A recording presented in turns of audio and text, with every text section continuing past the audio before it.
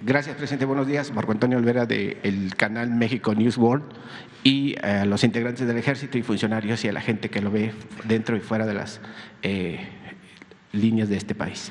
Presidente, le voy a plantear dos temas, uno sobre el Poder Judicial encabezado por la Corte y otro sobre el municipio de San Agustín Tlaxiaca.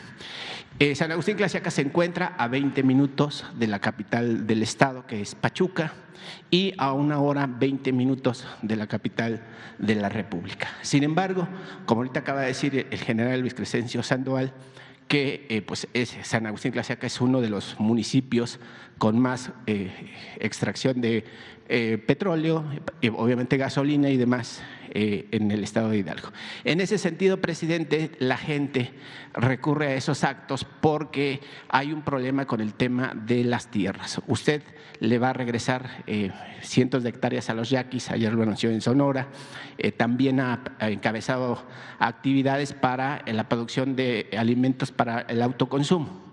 En ese sentido, en San Agustín Tlaxiaca hay cerca de 500 ejidatarios, hombres y mujeres, que están haciendo víctimas de los comisariados y obviamente de empresarios que les están arrebatando sus parcelas, les están arrebatando sus solares y le están solicitando que les ayude a través del RAM o a través de otra dependencia para que obviamente sus tierras tengan un título parcelario, una seguridad para que no sean despojados y obviamente qué beneficio les trae a esos campesinos, pues producir su maíz, su haba, su frijol, la siembra de maguey, la siembra de nopal, que prácticamente el maguey es una planta que ayuda a reforestar y mantiene obviamente los mantos acuíferos en mejores condiciones, incluso que de los árboles que conocemos.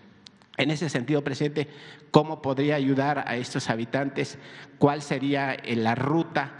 Porque en el 94, el entonces presidente Ernesto Zedillo, pues estacó algunas tierras, pero a otros los dejó fuera de esa lista, no tienen sus títulos parcelarios y hoy los ejidatarios en turno les piden de 3,000 a 4,000 pesos cada año para que puedan sembrar sus tierras y en dado de los casos les dicen que pues ya pasó a uso común y después ellos la rifan entre ellos y se las venden al mejor postor. Entonces, quisiera saber su respuesta. ¿Cuál es la respuesta que le daría? ¿Cuál es la ruta que tomaríamos para que se les entreguen sus títulos parcelarios? Y también la gente que tiene solares, porque es gente que lleva ahí 30, 25 años, que ya construyó un cuarto, 2 cuartos, viven ahí, tienen corrales de aves, tienen corrales de cerdos y pues también pasan por las mismas penurias de los comisariados que los quieren despojar. Bueno, vamos a pedirle a Sedatu que se haga cargo, porque son dos cosas. Es la cuestión agraria y eso corresponde a la Procuraduría y la regularización de la tenencia. Nos ponemos de acuerdo para que se lleve a cabo una reunión allá, que esté el procurador agrario y los responsables de la regularización de la tenencia de la tierra, si te parece. Sí, ese es el compromiso que hacemos. Ok, la Procuraduría Agraria junto con el RAM fueron cómplices del arrebatamiento de esas parcelas, no de esta administración. Hace medio año cambiaron de funcionario en el estado de Hidalgo, sin embargo los que los antecedieron pues también contribuyeron al arrebato de esas tierras y bueno, finalmente pues pareciera que la tierra y libertad que encumbraba Zapata y Villa pues a San Agustín Tlaxiaca no ha llegado, presidente. Sí, pero ahora son servidores públicos honestos, íntegros, me consta. Entonces, vamos a que vayan y que ellos hablen con la gente, con los ejidatarios y que se analice cuál es el problema y se ayude a los campesinos para que tengan seguridad en el uso de sus tierras. Gracias, presidente. Y en otro tema sobre la impartición de justicia, donde jueces y magistrados pues no han contribuido para erradicar de manera eficaz la corrupción y, por supuesto, la impartición de justicia. Usted me dijo a 3 meses de haber tomado posesión de su gobierno que había encontrado un elefante reumático y perezoso en las instituciones pues, de su gobierno. Sin embargo, llevamos pues ya prácticamente a 2 años, 4 meses y días que su gobierno concluirá. Usted ha hecho un esfuerzo por combatir la corrupción, por erradicar la violencia, y usted también ha dicho que pese a la construcción de obras como la refinería, el Tren Maya, el Transísmico, el apoyo a las personas mayores y demás, pues sin pacificar al país y sin combatir la corrupción, su gobierno pues simplemente no va a quedar asentado, y esas son palabras suyas, presidente. En ese sentido, el Poder Judicial, encabezado por el ministro Arturo Saldívar Lelo de la REA, pues pareciera que tampoco le gusta impartir justicia a la gente más necesitada. Le voy a poner 2 ejemplos. La presa Madín en el Estado de México, ahí se nutren o agarran agua 125,000 familias de los municipios de Naucalpan, Atizapán de Zaragoza y Tlalnepantla. Esta presa Madín, presidente, se encuentra contaminada con patógenos que ponen en riesgo a la vida de estas 25,000 familias, y según estudios de la Universidad Nacional Autónoma de México, del Instituto Politécnico Nacional y de la Universidad de Barcelona en España, pues estos patógenos o químicos emergentes pues no logran ser eliminados con las plantas tratadoras que se encuentran, y por el contrario, las personas que consumen esa agua, porque no todos tienen para comprar un garrafón de 40 o 50 pesos, pues también se bañan, se lavan los dientes, se asean en general, pues han ya contraído enfermedades como la diabetes, el Alzheimer, el cáncer y el Parkinson. Lo grave de esto, presidente, es que este tema, estos reportes de estudios de laboratorio llegó a la Suprema Corte de Justicia de la Nación, y el propio presidente de la Suprema, Arturo Saldívar, la rechazó, no la aceptó, y obviamente pues le dio carpetazo al tema, no importándole pues la vida, el riesgo de 125,000 familias que se encuentran pues utilizando esa agua de la presa Madín. ¿Cómo combatir, presidente, la corrupción?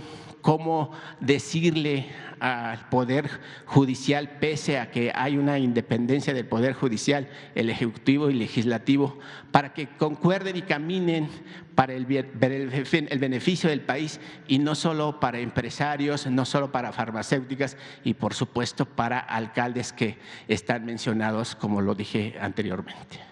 Bueno, lo importante es que se atienda la demanda, porque se trata de algo que afecta a la gente, es salud pública y debe de buscarse una solución, tanto en lo administrativo como en lo judicial. Vamos a atender el fondo del problema. Lo que ellos quieren, presidente, estas 125,000 familias, de manera respetuosa, es que usted, como jefe del Ejecutivo, le haga un exhorto al presidente de la Suprema Corte, Arturo Saldívar Lelo de la REA, para que se reabra el caso.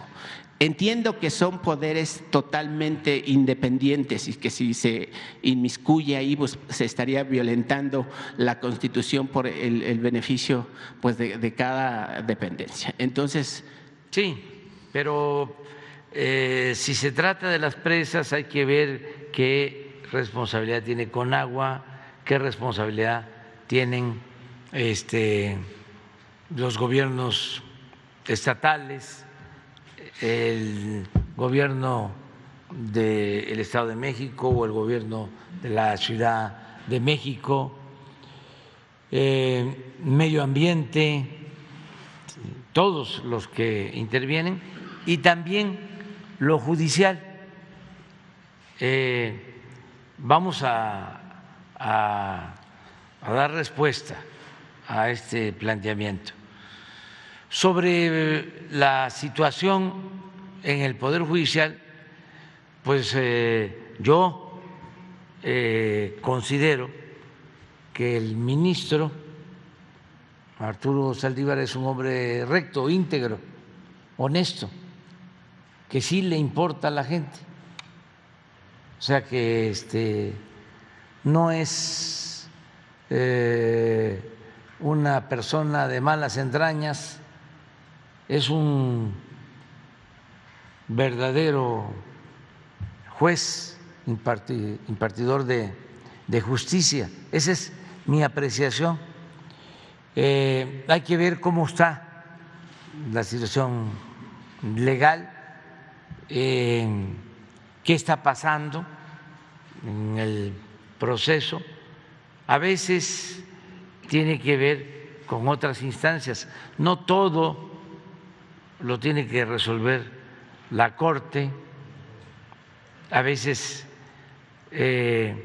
inician estos procesos con jueces, luego pasan a magistrados y pueden llegar a la Suprema Corte y ahí resolver o decir no nos corresponde y tiene que irse a un tribunal. Vamos a ver de qué se trata, pero estoy seguro que vamos a contar con el apoyo del ministro Arturo Saldívar. Y ahí también estaría recomendable hacer la observación que las farmacéuticas pues tienen mucho de qué ver en la contaminación de los mantos acuíferos, por supuesto por los patógenos que ingestan o que están en el agua y que por supuesto se transmiten a través de los medicamentos que ingestan las personas enfermas de diversas dolencias que llevan en la vida. Presidente, ya para concluir, el negocio y también por supuesto el tema otra vez de magistrados y jueces, el negocio entre las constructoras y los bancos sigue en auge, a costa de los que menos tienen. Le pongo un ejemplo. Aquí en la Ciudad de México, el consorcio de Integración Ingeniería Integral SADCB y la empresa Casas Ara, que por cierto cotiza en la Bolsa Mexicana de Valores, hicieron un fraude a dueños de 500 departamentos que se ubican en la unidad habitacional San Simón de la colonia Guerrero, aquí en el mítico Tlatelolco, donde hoy cerca de 2,000 personas se encuentran en riesgo de perder la vida. Olvídese, presidente, del costo del departamento, porque la unidad habitacional se está hundiendo. Construyeron sin estudios de mecánica de suelo. El proyecto en su momento fue autorizado por el ahora senador de la República y aspirante a presidente de la República, Ricardo Monreal, exdelegado en Cuauhtémoc. Solo era esta unidad habitacional para 250 departamentos, pero la corrupción de esas autoridades en turno les alcanzó para construir por debajo del agua 550 en total. Los habitantes del complejo me dicen que el permiso para la construcción de los permisos pues solo tuvo un costo irrisorio para las autoridades, pero por debajo del agua recibieron más. Los dueños de estos consorcios, de estos inmuebles, presidente, dicen que recurren a su gobierno porque ya ninguna autoridad les hace caso.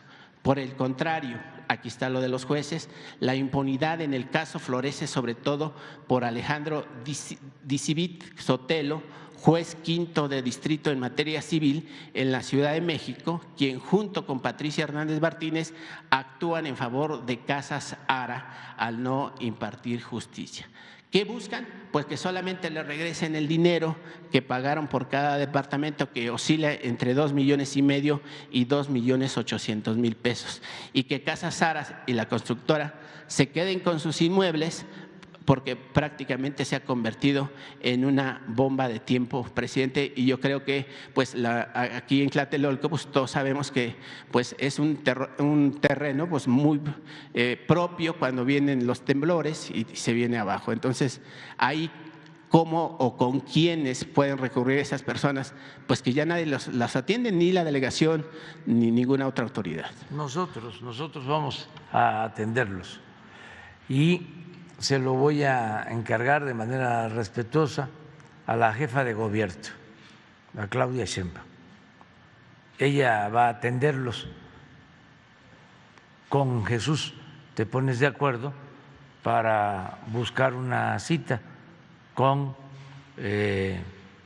los interesados, los representantes de condóminos, de quienes se sienten defraudados, y que platiquen con la jefa de gobierno y se le busque una solución y se les dé asesoría y se les apoye. Ok, gracias, presidente. Buen día. Muy bien. Quedó Sara pendiente de la vez pasada y luego sí, ustedes dos después, pero primero vamos con Sara porque si no. Gracias, presidente. Buenos días. Preguntarle sobre el tema de la Cumbre de las Américas, si ya ha tenido alguna noticia, si ya recibió la invitación. La semana pasada decía una subsecretaria que quienes no vayan van a perder la oportunidad de trabajar con Estados Unidos, es decir, México si no va, pues va a perder esta oportunidad. Si usted ve que está en riesgo de fracasar esta cumbre debido a esta situación de las invitaciones que no son para todos. Todavía falta tiempo. Tengo entendido que va a llevarse a cabo la cumbre del día 6 al 9, del 6 al 10, y estamos en 23 de mayo. O sea, falta todavía de tiempo, faltan más de 10 días y se está hablando, se está dialogando con el propósito de que se invite a todos y hay muy buena disposición del gobierno de Estados Unidos. Al menos han actuado de manera respetuosa, no ha habido un rechazo total, tajante, y faltan días. Yo espero que pues en esta semana ya podamos informar para no estar especulando o con conjeturas, filtraciones. Mejor, una vez que ya tengamos todos los elementos, vamos aquí a fijar nuestra postura. ¿No ha recibido usted la invitación todavía o ya? No, pero formalmente digo. No ha habido ningún problema, y cuando digo no, no tengo completa la información porque a lo mejor sí, ya Relaciones recibió la invitación o en la oficina, y como he estado afuera, pues no he podido revisar la correspondencia, pero ese no es el tema. Lo que estamos buscando es que sea la cumbre del diálogo y de la hermandad, que Los Ángeles se conviertan en la sede mundial del diálogo y la fraternidad, para mandar un buen mensaje al mundo de la importancia del diálogo, de la política y el de resolver nuestras diferencias haciendo a un lado el uso de la fuerza o la confrontación, excluyendo. Por eso vamos a esperarnos. Gracias, presidente. Y un par de cosas relacionadas con seguridad y justicia.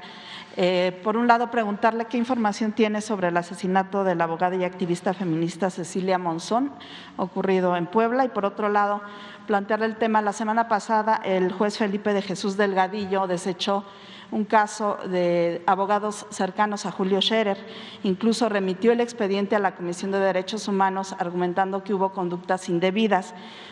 Ahora ya funcionarios de la Fiscalía han adelantado que van a presentar una queja contra este juez y también que van a dar inicio a una carpeta de investigación.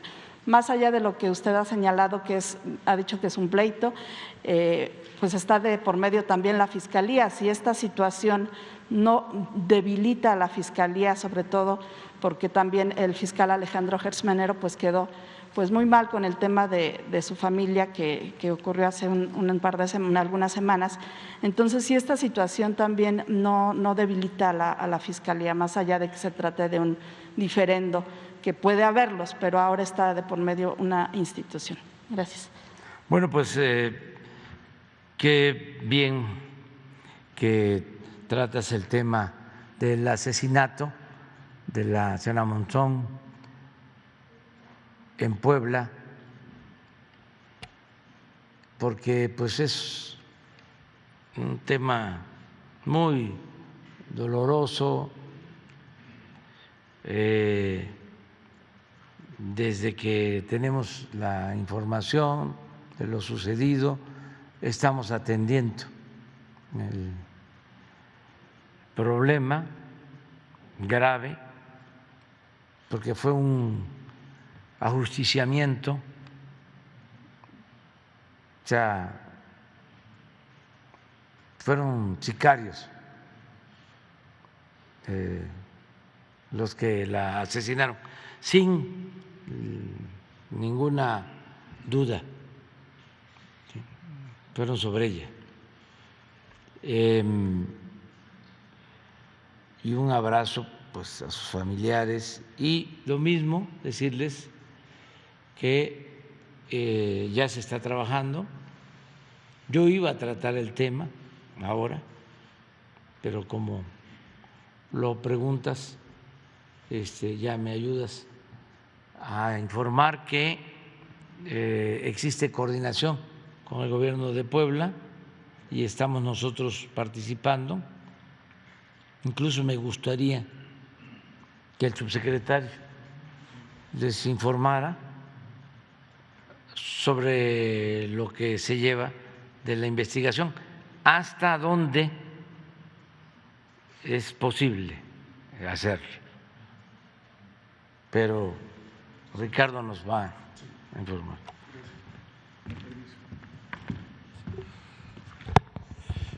Buenos días a todas y a todos. Con su permiso, señor presidente.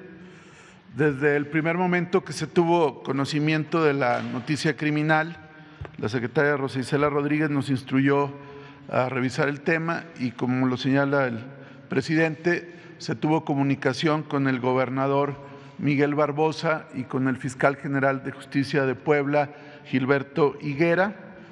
Este evento fue el pasado sábado 21 de mayo a las 9:54 horas en San Pedro Cholula.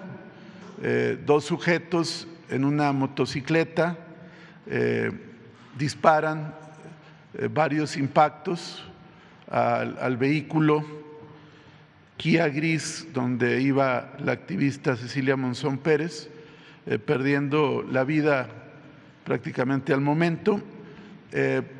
Respetando la secrecía de las investigaciones y no alertar a los autores materiales y probables autores intelectuales, señalar que hay material importante de identificación y también que la Fiscalía General de Puebla ha estado haciendo las indagatorias, las entrevistas, los peritajes, y consideramos que, como ha acontecido en otros eventos que desafortunadamente han habido en Puebla, este se va a resolver también de manera pronta y que no habrá impunidad.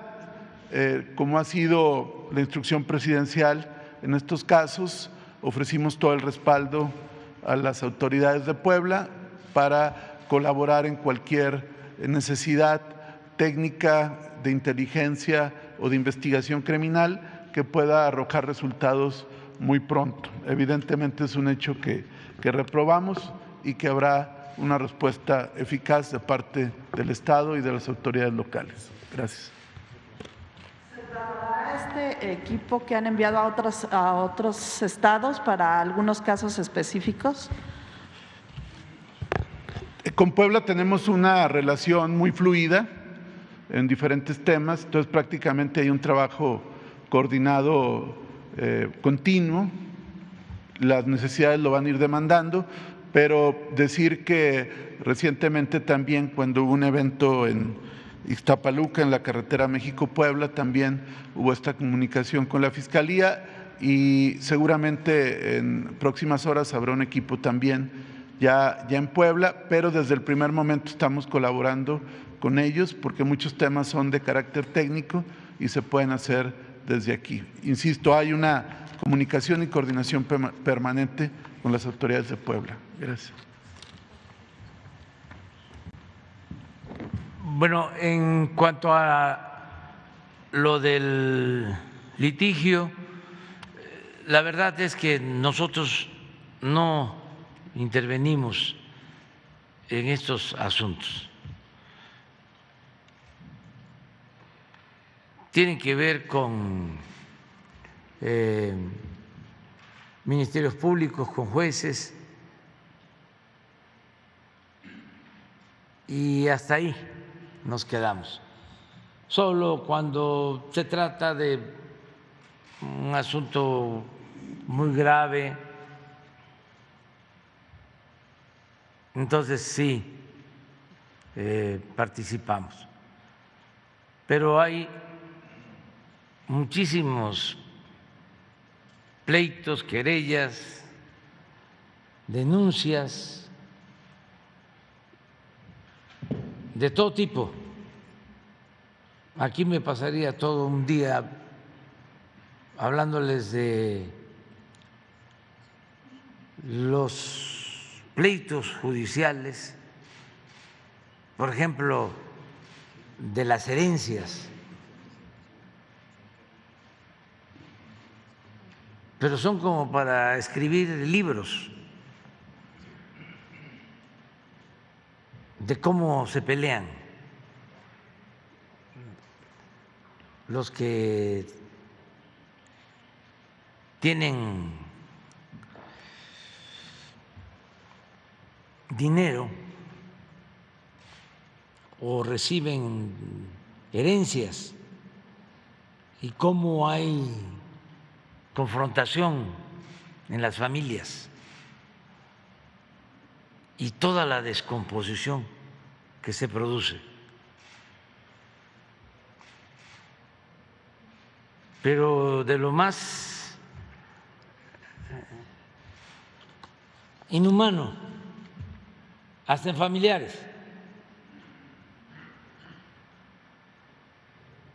por el dinero, que es la mamá, y para hacerlo en términos de equidad, la mamá y el papá del diablo, el dinero. Entonces, pues no podemos estarnos ocupando de esos casos. Pero no y de otros, fiscal, ¿no? En general. ¿No desgasta esto al fiscal y a la propia fiscalía? No, para nada. No. Hay desgaste cuando no se actúa bien, cuando hay corrupción, desde luego, impunidad.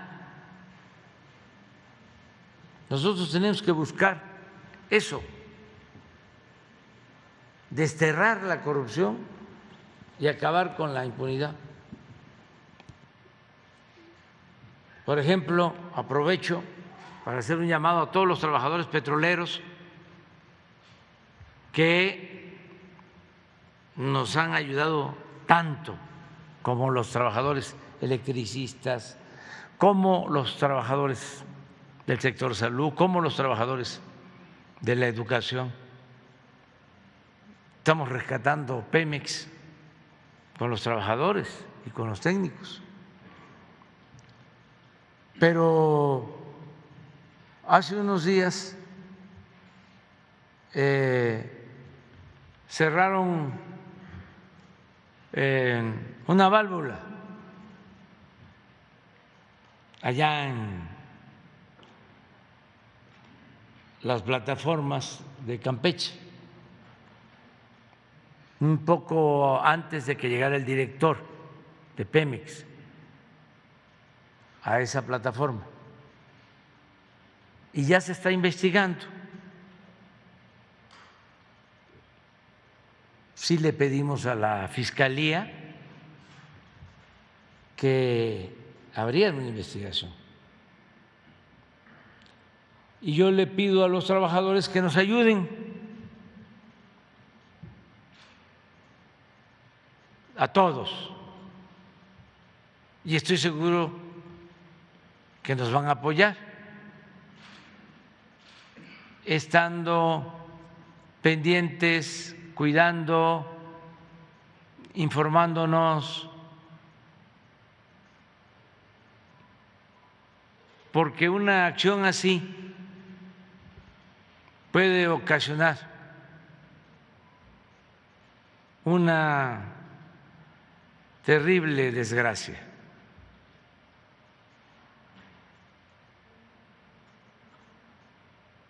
No se pueden correr esos riesgos, y entonces, como la mayoría de los trabajadores, para no ser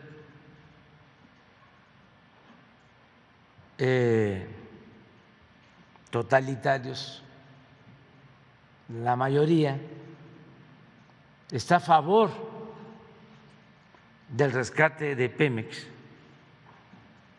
Por eso hago este llamado para que estemos todos pendientes y cuidemos las instalaciones y cuidemos la seguridad en las plataformas, en los pozos,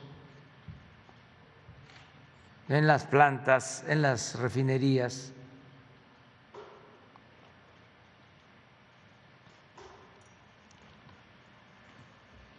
Y eso es lo que tenemos que hacer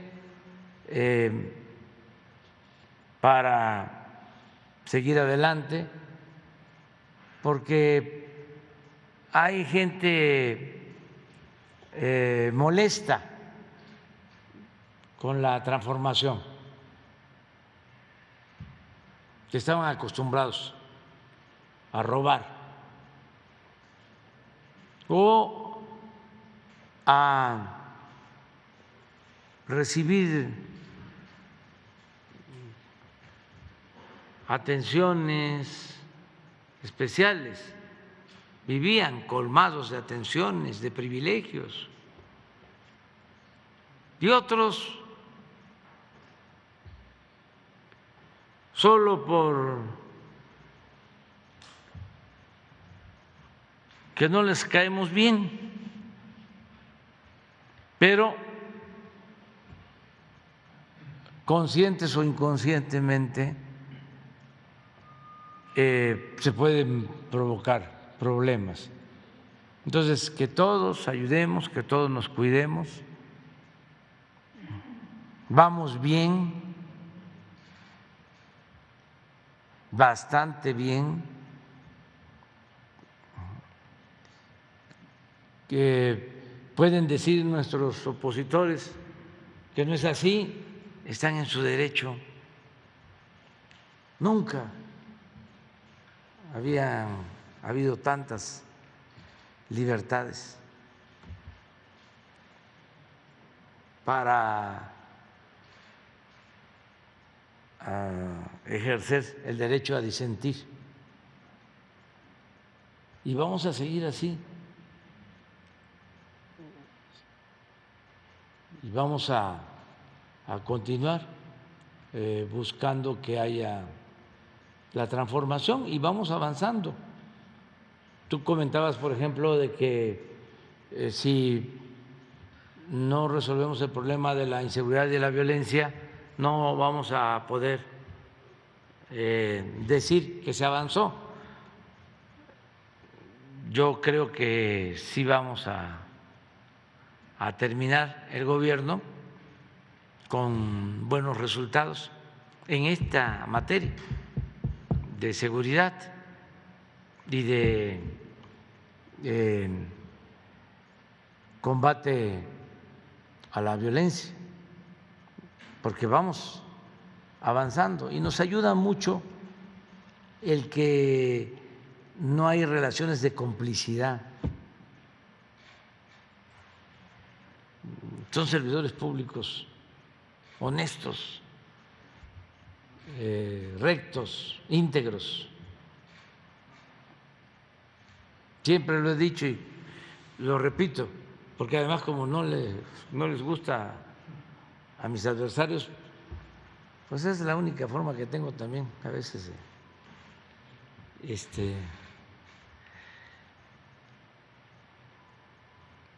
de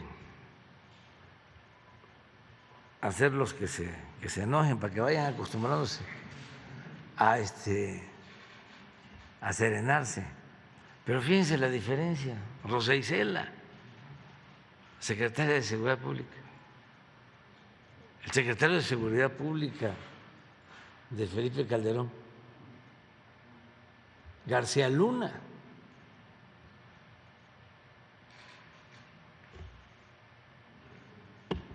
Pero también lo digo porque esto no sale en los medios. No hay un reportaje sobre García Luna y Calderón. No he visto.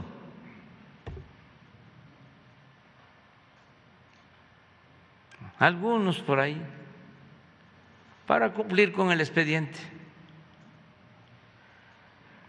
para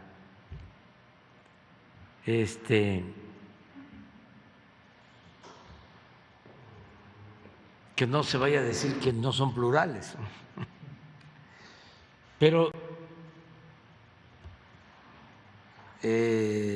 sí hay diferencias, entonces sí vamos a lograr el propósito. Y ahí están los datos. Lo que más nos ha costado es lo de homicidios. Y va bajando, porque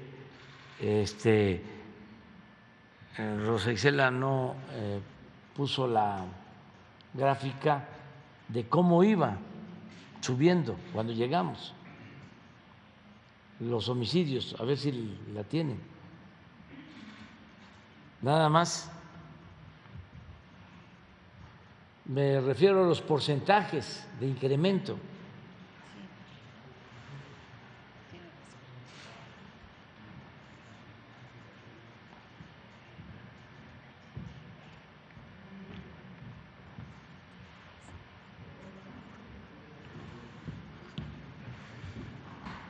Pero sí, ese es lo más difícil que enfrentamos.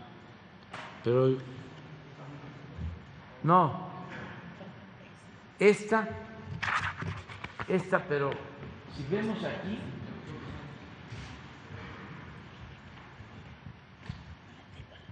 esto, miren cómo iba.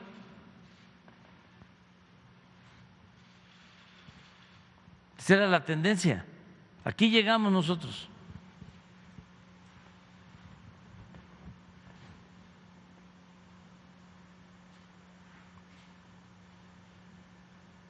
Pero si vemos los porcentajes aquí de incremento anual, 15, 20% anual. Aquí empezamos,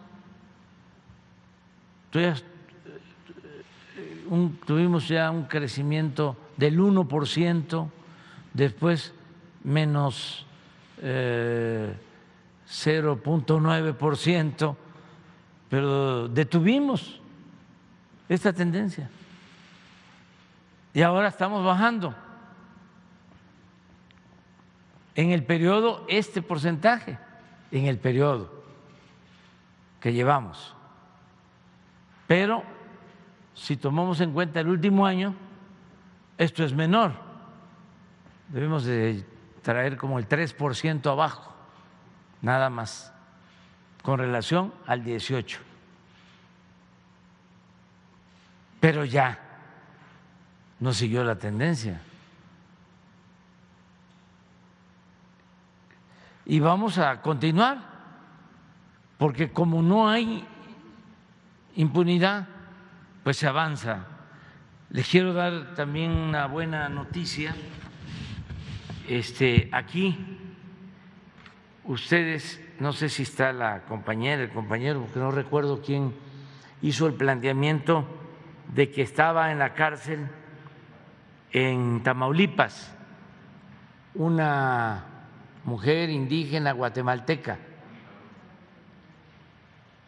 Juana Alonso. No sé si está quien lo planteó. ¿Quién fue? Jocelyn. La compañera que defiende también a los animales. Ah, sí, ella hizo aquí la denuncia. Es la lista, así se llama su medio, la lista. Ah, pues quedamos de que íbamos a ver su asunto y le pedíamos al gobierno de Tamaulipas, porque ya estaban todos los estudios y habían participado instituciones de derechos humanos, gobernación y también los juzgados en Tamaulipas. Y ya se había demostrado que era inocente. Estuvo 7 años presa y ya salió. Fue liberada el domingo.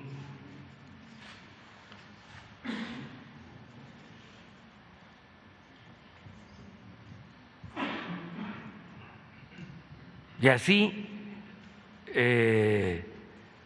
lamentablemente, hay muchos casos todavía. Entonces tenemos que buscar la forma, no dejar en gobernación de seguir tratando estos temas. Cuando ella ingresó, comentábamos que no hablaba bien el castellano. Cuando fue internada en el penal en Tamaulipas. Entonces, esto es lo que tenemos que estar viendo. No quiere decir que el pleito en la fiscalía con los abogados no importe, sí, pero primero lo primero. Bueno, a ver, pero es que todos tienen relación. Buenos días, presidente. Judith Sánchez Reyes, corresponsal de Imagen del Golfo de Veracruz. La semana antepasada, el Acuario de Veracruz, el más importante del país y con reconocimiento a nivel América Latina, fue clausurado por la Procuraduría del Medio Ambiente del Estado debido a supuestas anomalías, entre ellas una denuncia de una fiesta realizada en el interior del acuario, que por supuesto fue ilegal, pero se dio en el 2019. También comentaban la falta de transparencia en su administración, al negar la entrega de informes al Estado, la muerte de un manatí e incluso también acusaban tráfico de especies. La dependencia estatal dijo que la clausura sería de manera temporal, en tanto se aclaraban estos señalamientos. La semana pasada se quitaron los sellos de clausura, pero el lunes por la noche el gobierno de Veracruz, a través de un decreto expedido por el gobernador Cuitláhuac García, declaró extinto el fideicomiso público de administración denominado Acuario de Veracruz y anunció que la Procuraduría del Medio Ambiente Estatal se haría cargo del establecimiento, por lo que ahora llevará el nombre de Acuarium del Puerto de Veracruz, además de que todos los recursos generados para el acuario serán manejados por la Secretaría de Finanzas y Planeación. De acuerdo a especialistas, la clausura de este acuario por parte de la Procuraduría Ambiental de Veracruz fue irregular al no ser de su competencia. Por su parte, el patronato que administraba este fideicomiso aseguró que el gobierno no está en derecho, que está en derecho de extinguirlo. Sin embargo, las autorizaciones y convenios para su funcionamiento están a nombre del patronato, lo que seguramente generará alguna situación legal. Aunque el acuario ya fue reabierto, está generando inquietud e incertidumbre entre locatarios y restauranteros que viven justamente de la derrama económica que se da por la visita a este lugar. Además, pues también ha habido molestia a través de diversas protestas de diferentes sectores de la población allá del Estado. Preguntarle, presidente, si usted tenía conocimiento de este asunto, si se trató en las giras que usted tuvo en las últimas fechas a Veracruz y si la Semarnat o alguna otra dependencia federal tomará cartas en el asunto por ser un caso pues de índole federal. Sí, no tenía información sobre el acuario, pero vamos a pedirle al gobierno de Veracruz que nos informe, a Cuitláhuac García, que nos mande un informe. A él le tenemos plena confianza, es de los mejores gobernadores del país y de los mejores gobernadores que ha tenido Veracruz, porque mi estado, Veracruz, como lo es Tabasco, bueno, como lo es todo el país, pero en el caso de Veracruz han habido muy malos gobernantes,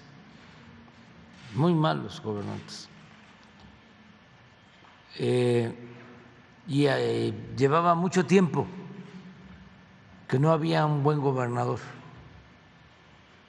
como Cuitláhuac, porque puro gobernador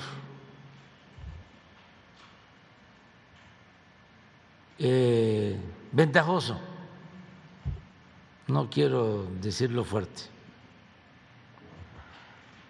la verdad,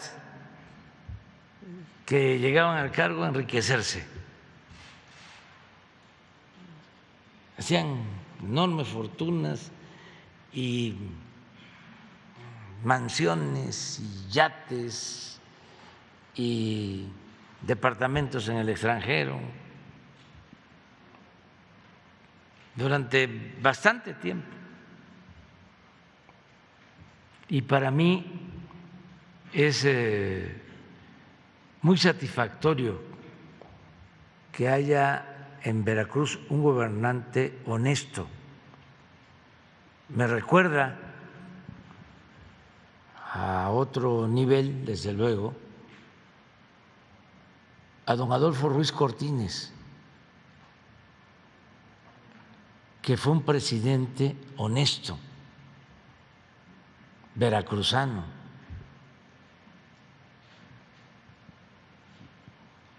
Eso es importantísimo.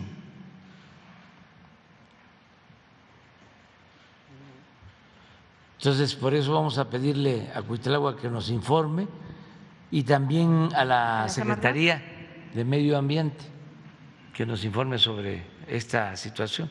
Bien, presidente. A pesar de que las cifras de secuestros muestran, bueno, que es uno de los delitos que ha bajado a nivel nacional, de acuerdo aquí a las cifras oficiales, existen casos como el de Ángel Mendoza Zamora, quien fue secuestrado junto con su abogada, la licenciada Maribel Sánchez Villalbazo, hace unos meses en Orizaba, Veracruz, saliendo de una audiencia justamente de la Fiscalía en este municipio.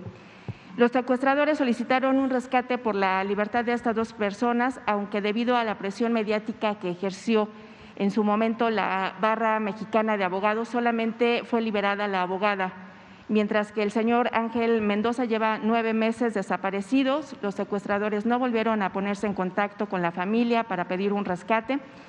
Y en este sentido, presidente, varias personas y familiares del señor Ángel pues han solicitado ayuda al gobierno federal para dar con su paradero. No ha habido respuesta. De hecho, se recurrió a la Fiscalía General de la República, que a su vez mandó la investigación del caso a la Guardia Nacional y bueno, no ha habido ninguna respuesta. No sé qué se puede hacer al respecto, qué instancias tocar nuevamente. Lo vamos a ver ahora mismo, ¿sí? Porque en lo que tiene que ver con secuestros, aunque es un delito que tiene cifra negra, porque no se denuncia mucho. Sin embargo, sí hay indicadores que nos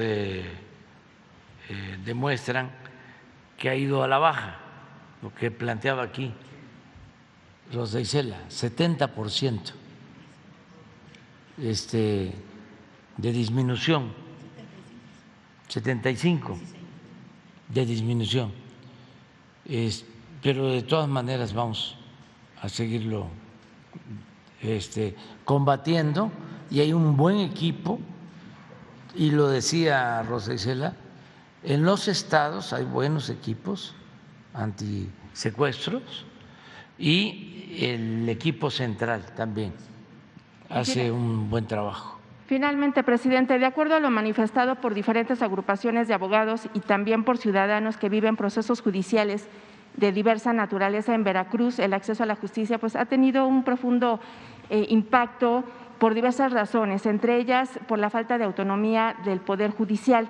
El Poder Judicial del Estado vive una crisis presupuestal que ha traído consigo la desaparición de 29 juzgados penales, civiles y familiares desde junio pasado para hacer frente al pago de la deuda que significan los contratos que bajo la modalidad de asociaciones públicas privadas heredadas por anteriores administraciones que han sido además señalados de múltiples irregularidades. Esto, lejos de privilegiar la justicia, bueno, pues lo que ocasionó fue un rezago en perjuicio justamente de las familias veracruzanas. La falta de autonomía del Poder Judicial también ha sido señalada por mantener presos o tratar los procesos a cientos de personas acusadas por el delito de ultraje a la autoridad, a pesar de que ha sido declarado inconstitucional por la Suprema Corte de Justicia de la Nación.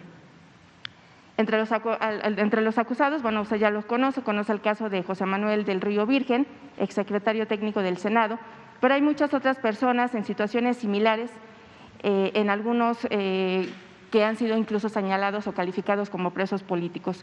A esto se suma una evidente sumisión del Poder Judicial del Estado, la ilegalidad en algunas acciones, como el hecho de mantener en su cargo a la actual presidenta a pesar de estar impedida por la Constitución del Estado.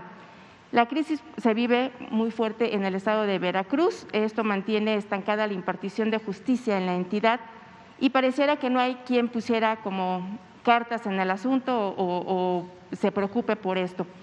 Incluso esta situación ha provocado pues, que trabajadores en varias regiones del estado se manifiesten para dar a conocer, para revelar las carencias y necesidades que enfrentan, porque también esto pues, ha golpeado a la clase trabajadora. ¿Qué acciones se deberían de tomar, a su opinión, a su parecer, para evitar que se siga afectando pues, los derechos humanos de la sociedad veracruzana? Sí, vamos también a pedirle al gobernador y además ya hiciste la denuncia y eso nos ayuda mucho porque ya se enteran en Veracruz y en todo el país y esto ayuda a que se resuelvan los problemas, que es lo que debemos de procurar todos los servidores públicos. Entonces, de todas formas, vamos a pedir a las autoridades locales un informe sobre lo que tú estás planteando, si te parece. Gracias, presidente.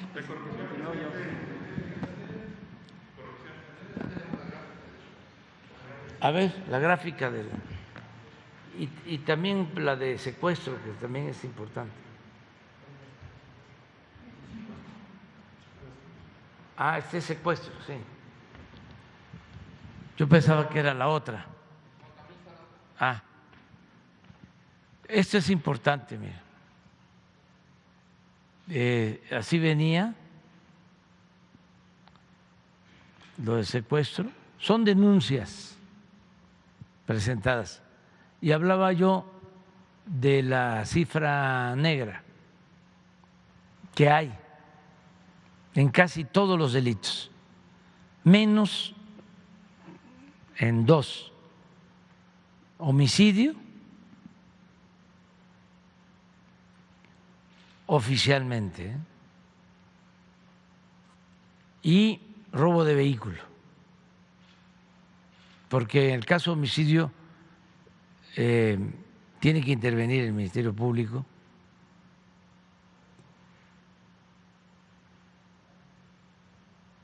Aunque hay veces que cuando se trata de enfrentamiento entre grupos se llevan a sus muertos.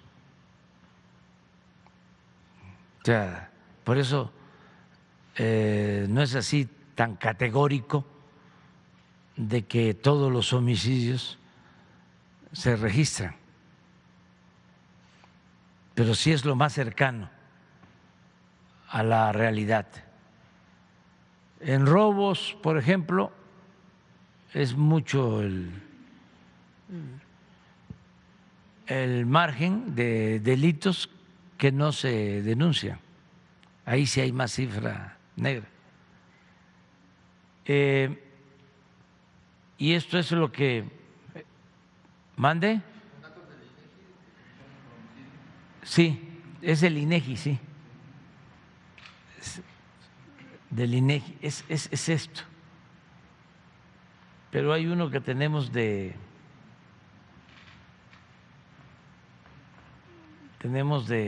con porcentajes.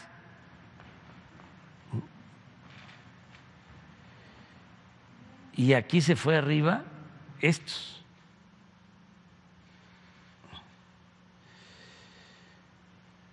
Aquí entramos nosotros. Esto iba así. Dice, y aquí todavía nos costó detenerlo y empezó leve, pero nos ha costado mucho. Y hay algo importante, es con una estrategia distinta.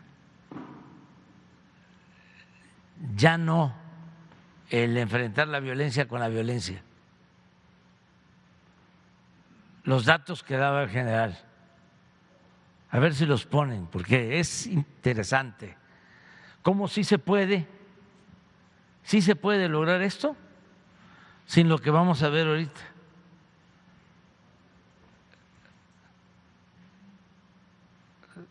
Sin la letalidad, es decir,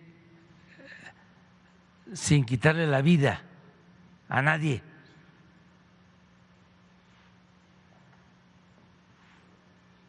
Porque eso es un debate, eso nos distingue frente al pensamiento conservador, porque para ellos es esto, que fue lo que hicieron, y se les olvida.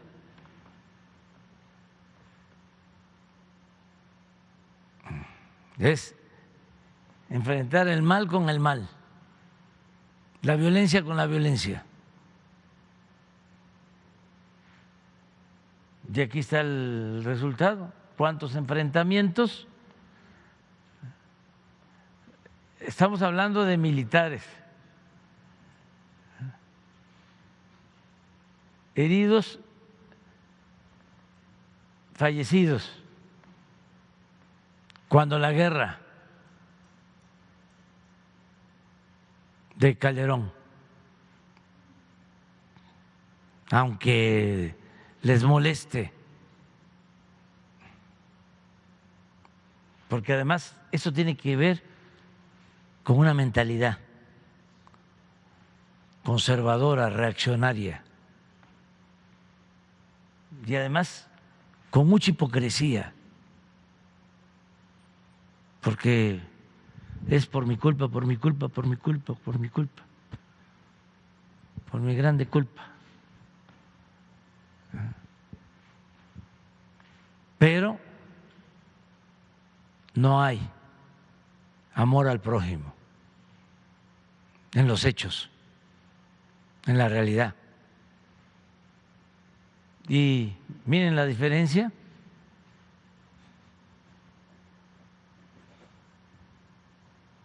Aquí estaba en su apogeo el mátalos en caliente. 324 militares heridos.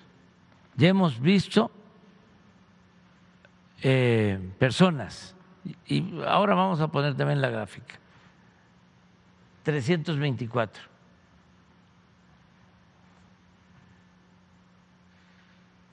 A 75 y a 56.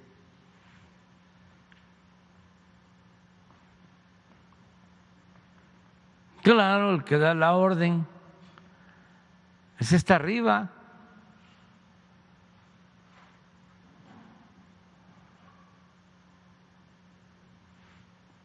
Y los integrantes de las Fuerzas Armadas que no tienen familia. Y lo mismo en el caso de los presuntos delincuentes. A ver si pones la de letalidad. Esto, mire. Estos son los fallecidos. Más fallecidos que heridos y detenidos. Porque el que quedara herido lo remataban.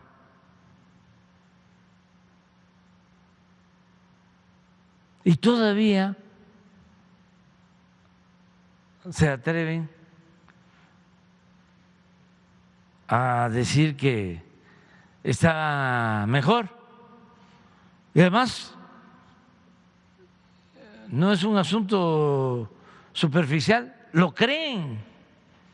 Si por eso hago énfasis en el tema,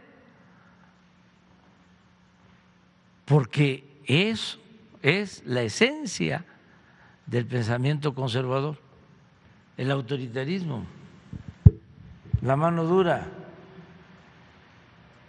el no importarle la vida, el sufrimiento de las personas. Todo lo quieren resolver así, con el uso de la fuerza. Por eso nuestra estrategia, ahí va.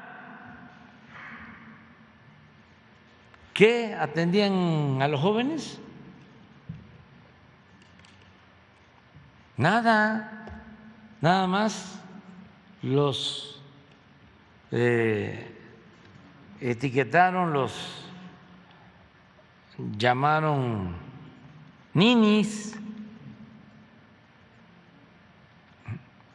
Me acuerdo cuando empezamos con el programa de Jóvenes Construyendo el Futuro, unos jóvenes de Nuevo León, de familias acomodadas, burlándose de cómo se les iba a dar dinero a los ninis, pero todavía lo siguen pensando y es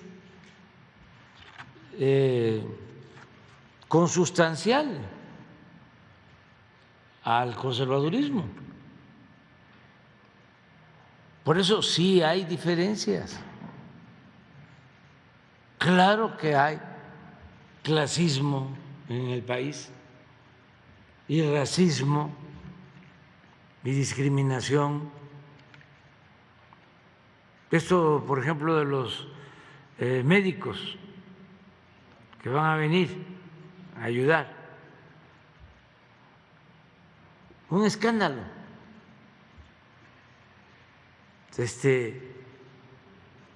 ¿Qué no la salud es un derecho humano? ¿Qué tiene que ver la salud con la cuestión ideológica? Bueno, hasta en el deporte. ¿Qué no se traen futbolistas, beisbolistas de otros países?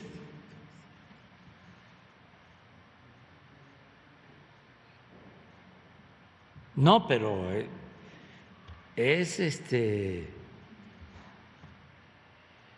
un dogmatismo enfermizo,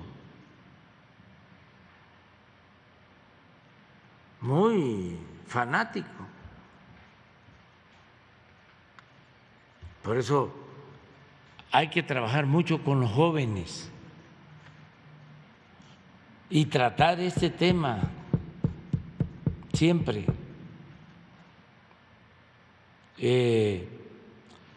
No para la gente mayor,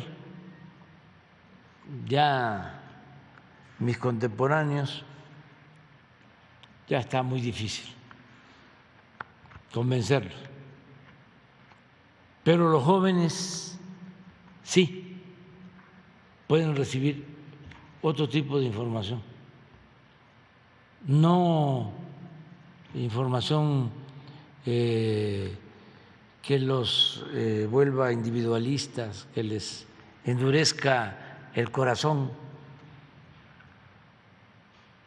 incluso de la misma familia. Formación tóxica, pues, y que no se pierda el humanismo. Ya nos vamos a ir. ¿Te vas a quedar para mañana? Es que, presidente. Va a haber rebelión, ni modo, pero me tengo que ir, tengo desayuno. Y si les digo con quién, ya me puedo ir. ¿Sí? Bueno, con Marcelo Ebrard. Bueno, adiós, adiós. Nos vemos mañana.